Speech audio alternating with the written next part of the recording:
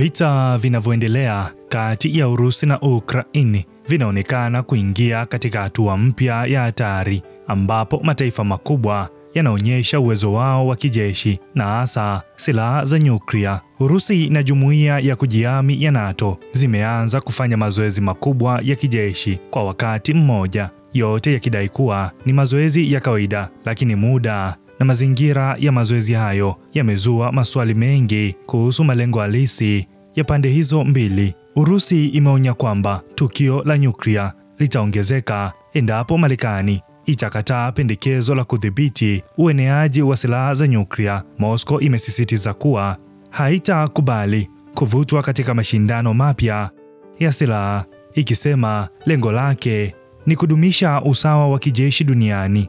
Katika anga za Ulaya, ndege za kivita za NATO zimekuwa zikifanya mazoezi makali. Ndege ya kivita aina ya F-35 kutoka Uholanzi iliruka kutoka kituo cha Vulka Air Base ikiwa sehemu ya mazoezi ya kila siku ya nyuklia yanayojulikana kama Standfast None. Hii ni mara ya kwanza katika historia ya miaka 76 ya NATO ambapo ndege za kivita za kisasa aina ya F-35 zinaongoza vikosi vya mashambulizi ya nyuklia. Sehemu kubwa ya mazoezi hayo yanafanyika katika bahari ya kaskazini, mbali na Ukraini na Urusi. Hata hivyo, mipango ya kijeshi ya NATO inadhihirisha kuwa kivuli cha Urusi bado kipo akilini mwa viongozi wa kijeshi wa jumuiya hiyo. Msemaji wa NATO amesema kuwa mazoezi hayo hayana lengo la uchokozi, bali ni kuonyesha uwezo na utayari wa jeshi la muungano huo. Wakati huo huo,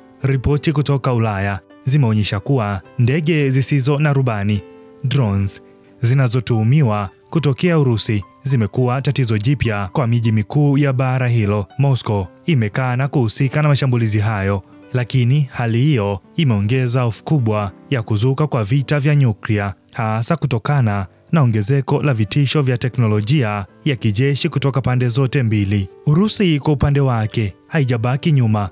Serikali ya Rais Vladimir Putin imeendesha mazoezi makubwa ya nyuklia chini ya usimamizi wake binafsi. Mazoezi hayo yalionyesha utayari wa nyuklia ya Urusi, mfumo unaojumuisha makombora ya nyuklia yanayorushwa kutoka ardhini, baharini na angani. Katika mazoezi hayo ilirusha kombora la Yas Intercontinental Ballistic Missile lenye uwezo wa kufika zaidi ya kilomita 10,000 na kutumia teknolojia ya MIRV inayofanya kuwa vigumu kulizuia. Wakati huo huo, manuari ya Urusi iliyoko katika kina cha bahari ya Barenti ilirusha kombora lingine la Sineva, na ndege ya kivita aina ya Tu-95 ilimaliza majaribio hayo kwa kurusha makombora ya masafa marefu. Ingawa makombora yote yalibeba vichwa bandia, yote yameundwa kwa uwezo wa kubeba silaha halisi za nyuklia. Moscow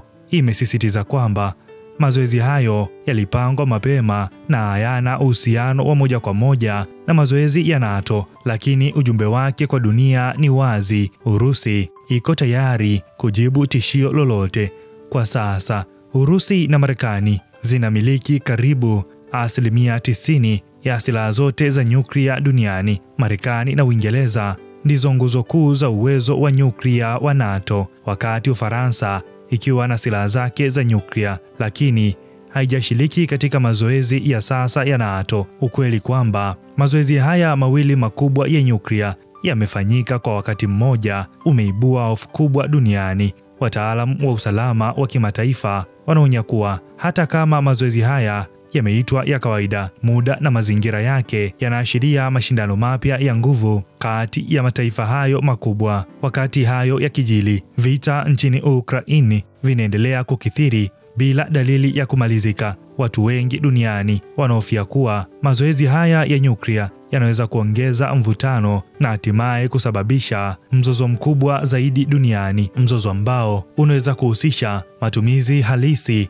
ya silaha za nyuklia. Kwa sasa dunia inasubiria kuona kama Urusi na NATO watadumisha mazoezi haya kama ishara ya kujitayarisha tu. Kwa sasa Dunia inasubiria kuona kama Urusi na NATO watadumisha mazoezi haya kama ishara ya kujitayarisha tu, au kama yanakuwa mwanzo wa enzi mpya ya mashindano ya nyuklia kati ya Mashariki na Magharibi, hali ambayo inaweza kutumbukiza dunia nzima katika hatari kubwa zaidi kuliko ilivyokuwa wakati wa vita baridi. Hii ni BMTV Tanzania. Mimi ni Baraka Peter.